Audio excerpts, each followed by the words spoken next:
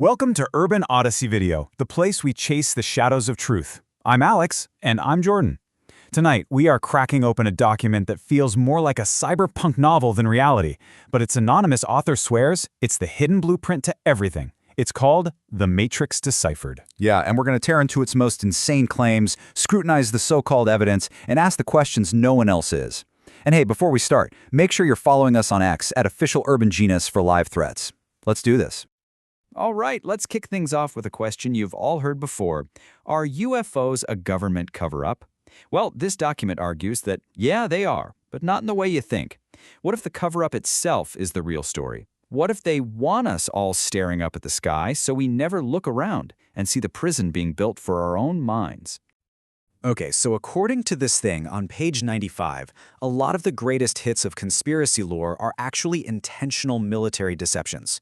We're talking about the Philadelphia experiment, the classic alien autopsy footage, chemtrails, the Bermuda Triangle. The source claims these are all bred in circuses, designed to make us look the other way. Exactly. It's a smokescreen, a massive, decades-long magic trick. And behind the curtain, the author claims, is something far more real and way more terrifying. Something the document calls the black sciences. These are weapons designed not for some foreign battlefield, but for the battlefield of the human mind. Let's dive into that. So, what exactly are these black sciences? This is where the document shifts from theory into something that feels like a leaked technical manual, and honestly, the claims are just deeply unsettling. It argues this whole conspiracy isn't about aliens, it's about a hidden arsenal for total mental control. The first piece of tech it names is called Tommy. Page 119 says this stands for Thought Amplifier and Mind Interface. The document alleges this system was created way back in 1976 and that it creates a direct, technological link with a person's thoughts. This isn't mind reading like in the movies, this is a hardwired connection. And it just gets crazier from there. The next layer is a project called MIND, which stands for Magnetic Integrated Neuron Duplicator. This is supposedly a top-secret program that allows for what the author calls EEG cloning. Basically, the ability to copy one person's brainwave patterns, their thoughts, their emotions, and just paste them onto someone else. Think about that for a second. And then there's the kill switch, a piece of software with an acronym so blunt it's almost comical if it wasn't so horrifying. Satan. Silent assassination through amplified neurons.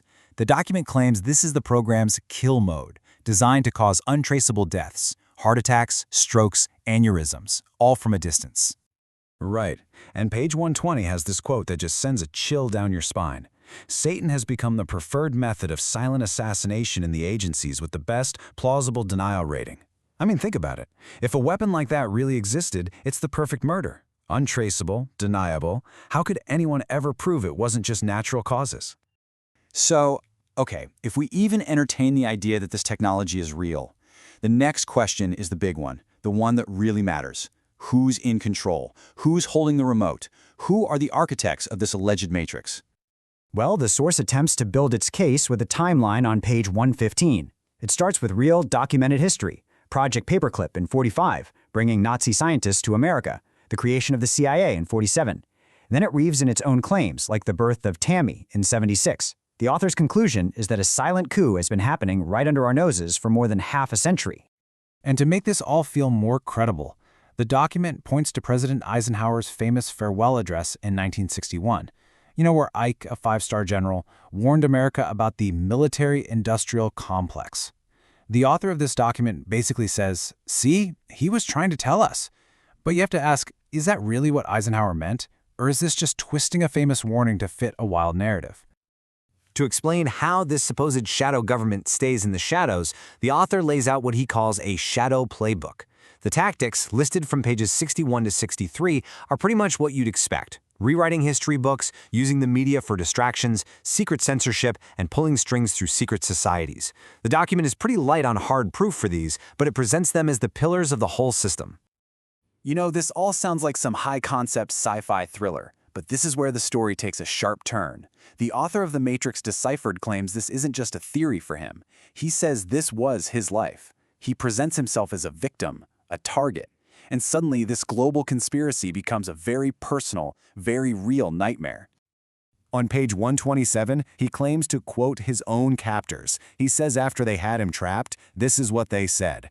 Look, we caged our human animal. Now the real experiments can begin. I mean, just listen to that language. Not a person, an animal. Not a citizen, an experiment. It's pure dehumanization. The document then claims to lay out the actual process for creating a programmed asset, a real-life Manchurian candidate. Page 140 lists 4 steps for total psychological demolition. First, isolation. Then, induce total despair. Third, strip away their personality through humiliation. And finally, torture them until their mind fragments. It reads like a training manual from hell, and he's presenting it as his own lived experience. And the psychological abuse he describes it's beyond belief. He alleges that during these torture sessions, they would give him commands. Commands like this one. If you kill your father, we will let you. It's not just about pain. It's about systematically destroying every moral fiber, every human connection a person has, until there's nothing left. Okay, so after painting this incredibly bleak picture of total control, the author does something surprising. He pivots from describing the prison to handing us a key. If this whole system is real, how do you possibly fight it? The answer he gives is probably not what you're expecting. According to page 101, this entire massive technological conspiracy has one single point of failure, one Achilles heel, and it's secrecy. The whole thing only functions as long as people don't believe it's real. It needs to be dismissed as crazy, as fiction, as just another conspiracy theory. And that's his big reveal, his proposed counterattack. Right there on page 101, he writes, "Knowledge is power, and an informational civil war is how they can be destroyed." To him, the weapon that can bring this all down isn't a gun or a bomb. It's awareness. It's us, right now, having this conversation. So let's just do a quick rundown of the absolutely wild claims in The Matrix Deciphered. First, the idea that things like UFOs and chemtrails are just misdirection. Second, that a secret arsenal of mind control tech, Tammy, Mind, and even Satan, is real and has been for decades. Third, the theory of a silent coup, a takeover by a shadow government that's been in the works since the end of World War II. And the big one, the author's belief that the only way to fight back, the only way to win, is to expose the secret. Look, what we've covered tonight is just scratching the surface of this thing. It's a really dense and, frankly, disturbing document.